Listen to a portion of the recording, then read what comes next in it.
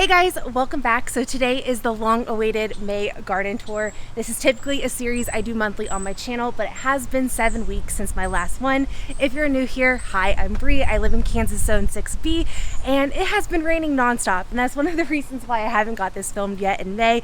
Everything has grown like crazy in the last several weeks, so there is lots to show you, so better late than never. Let's go ahead and jump in. This garlic here is definitely the most advanced thing in the garden at the moment. This is my very first year growing garlic. I planted this out mid-October of last year. This is a hardneck variety called Chestnut Red. I am starting to see the first signs of them forming their scapes. If you don't know what a scape is, pretty much that is when the garlic is sending off a stem and a flower to go to seed. And what I've been doing is I've actually been harvesting off the scapes as I see them. That way they can actually send all of their energy into forming a bulb instead of the seeds. I harvested a handful of them the other day to cook them up, and I must say they're delicious. They almost remind me of like just a very light tasting garlic flavor meets a texture of asparagus in a way, but almost not as chewy as an asparagus. Either way, really good. I really wish grocery stores sold them because I am such a fan, and I'm really excited for the rest of them to start actually forming their scapes. I'd actually say I probably have another 4 weeks or so before these are harvested. You can see that the last few bottom leaves are starting to turn brown, and I read that once the lower 3 or 4 leaves die off, that's when you know it's time to harvest in about a 2 weeks time. If you have any tips or tricks or anything I should know as far as really curing my garlic and harvesting, let me know in the comments below. Like I said, this is my first year, so I've just been reading a bunch, and I would like to know your experiences. Moving on, we have these beautiful Alaskan Nasturtiums. I have a handful of these around the garden this year, and honestly, they're probably one of my favorite new things I have planted. The variation on these are just so beautiful. I love how just every leaf looks different. The blooms are really starting to blossom. I'm starting to get a few different colors now. I was just getting red blossoms for a while, but I love how they just cascade over the garden beds, and they're starting to get really full. I think they are just a very beautiful, magical plant, and I'm really excited to see how they do throughout the year. From what I've read, nasturtiums are really good to just kind of deter other pests. You can also eat them. They have a slight spicy flavor. I personally have not ate them yet, but I am gonna try them. I have a ton of them throughout the garden, like I said, but really cool. I like them just for their beauty. I think they just really add an elegance to the garden. So behind these, I have my Ruka blueberry plant, which is really starting to take off. This is a 3-year-old plant that I bought this year.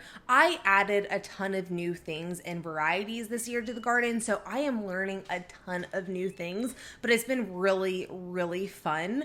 Honestly, this has been really cool to see the blossoms turn into little blueberries. I'm so excited to pick them soon. And speaking of berries, I also have strawberries in the garden this year. They are over on my fence, which have been quite the challenge, to be honest. So right after planting them, a few weeks later, we had a dip in temps. I did cover them to be safe, but since there are slits in the fence, I think air got through and just kind of damaged a few, and I had a few die off.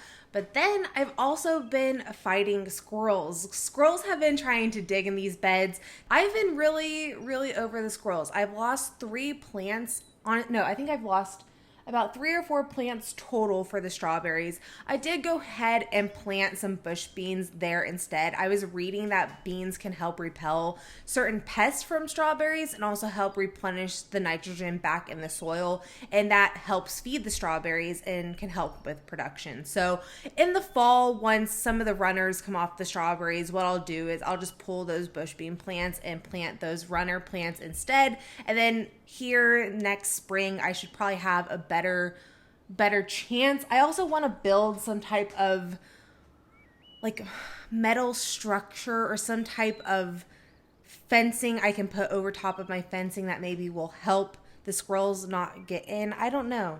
And I really didn't think about that when I put those strawberry beds on the fence. I was just thinking that was a great opportunity to add vertical space to my garden, which it definitely is. It's just been a challenge. So right below this area, I have hyssop, cosmos, and 2 different types of zinnias planted. I'm so excited to have more flowers throughout the garden this year. And then right to our left, I have my insect netted hoop house, which is holding all of my cabbage. And this has been a dream dealing with spring pests. The cabbage looks untouched. All of the heads are starting to form, and a few I can actually go ahead and harvest. This area has been really nice because the shed actually shades this area a little bit in the evening. And I think that's been helping a lot as far as these not bolting like all of my other brassicas.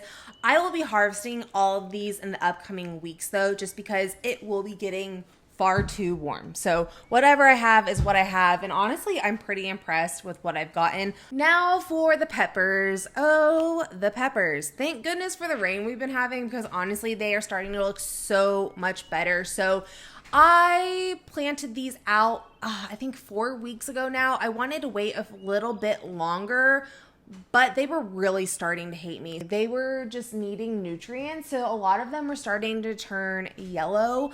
I gave them a little TLC. Honestly, just know plants are resilient. They want to grow. They are plants. They want to thrive. They have been greening up a lot, which is really, really good. So peppers have been a little bit of a challenge this year, but we are persisting on. Along in these pepper plants, I also have a few different nasturtium plants. I have pink celery, which I think is one of the coolest things I'm growing this year, and it's really starting to take off as well. Honestly, I think everything is starting just to take off now because we are almost in June, guys. How are we almost in June? I have no idea, but we also have some green beans in here, carrots, of course, more sunflowers, and garlic chives, which are like onion chives, but garlic. So I've been seeing a lot of green lacewings around, and I just spotted their eggs on the garlic chives here. How cool are these eggs? So if you haven't heard of green lacewings, they are amazing for armyworms, aphids, thrips, mites, many other things. We actually released a bunch of these along with ladybugs last year, and it's really cool to see these beneficial bugs stick around. We released bugs the last 3 years, and honestly, this is the first year I've really started to see them around without us releasing anything. Honestly, that means that they think my garden is a good home and that they should probably continue to stick around. I think this stems from, honestly, us just releasing the last few years and growing the garden more diverse.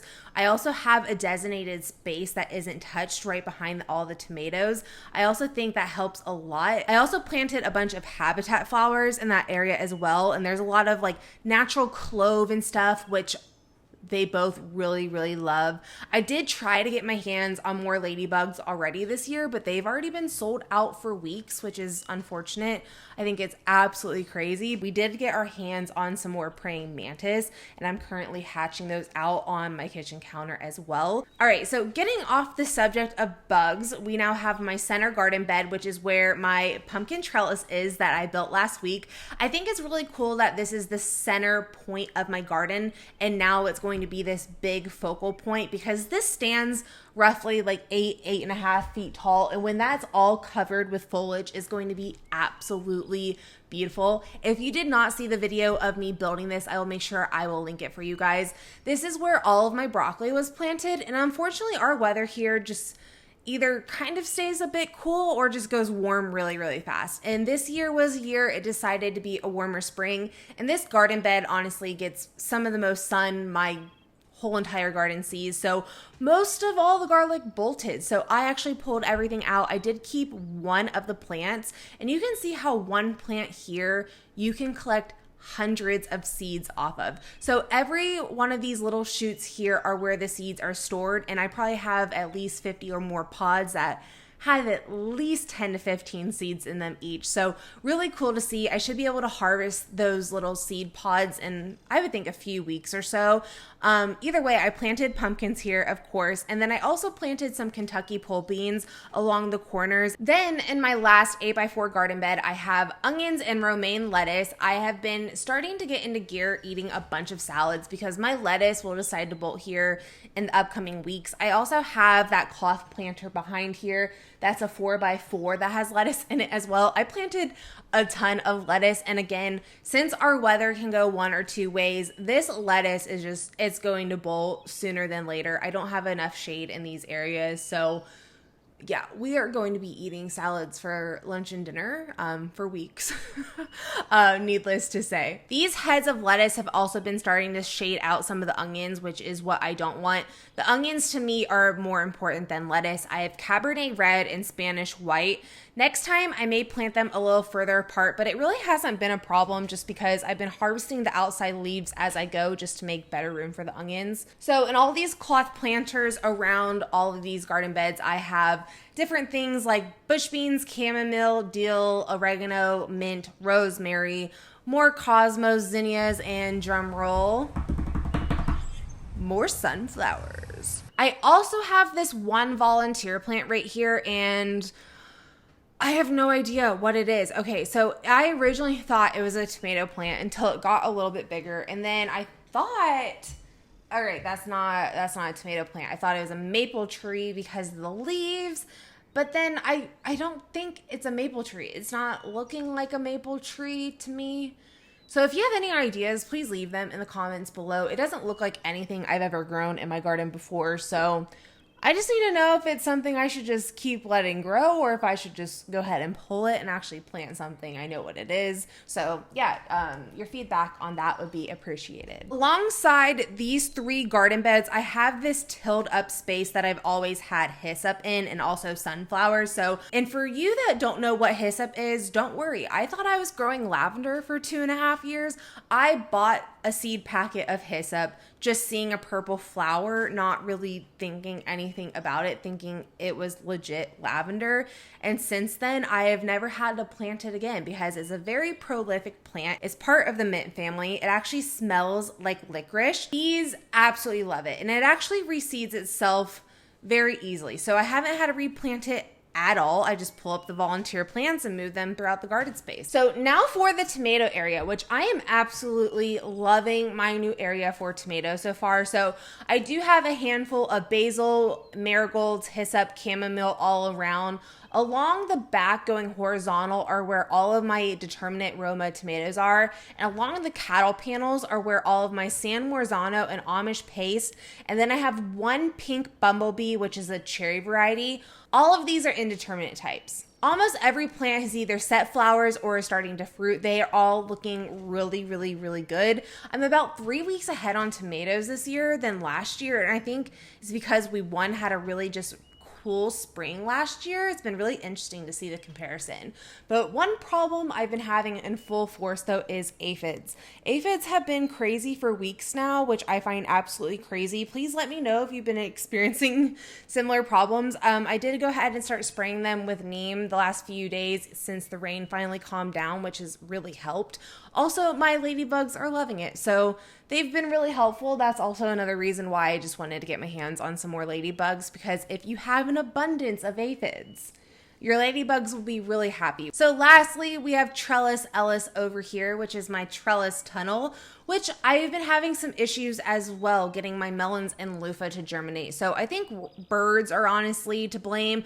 I did see an owl over in this area the other day, which I thought was crazy. So I was over in my tomato area, and in the corner of my eye, I saw this thing fly, and I was like, there's no way that was a bird. And I originally thought it was a hawk. So I started to look for it, and then it was this little baby owl. He was absolutely so cute. I don't think he could have done any damage, but he was really cute. Either way though, so if it is roly-polies, I did go ahead and lay some DE to help. DE is diatomaceous earth, which is a compound made up of like little fossils, and when they're ground up into tiny pieces, they're actually really sharp and can produce an effect like little razor blades on the respiratory systems of little insects when they inhale it.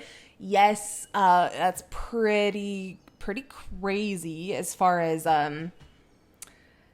controlling bugs go, but it's an organic way, and I would rather do that than have no melons, and I choose melons. So I sprinkle some diatomaceous earth, and I have finally gotten some little sprouts. finally.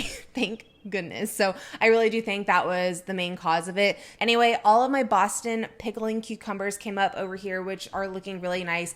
I'm sure here in about a 2 weeks time, they're going to really start climbing. And then I also have on every corner a climbing variety of nasturtium called Moonlight. So look at these leaves. They are massive. They are about the size of my hand. And for any houseplant lovers out there, don't these plants kind of remind you of Pileas? I think so. Either way, I'm really excited about these. These are a climbing variety and they're supposed to have like a really pretty pale yellow flower. So really, really excited to see what this whole area does. I can't wait to walk through and just have a bunch of foliage around this area. I think it's going to be just a very magical area of the garden. But either way, guys, that is how the garden is currently looking. I can't believe we're about to enter June. Everything is about to go crazy before we know it. I hope all of your gardens are going great. Happy gardening, everyone. I'll see you all next week. Bye.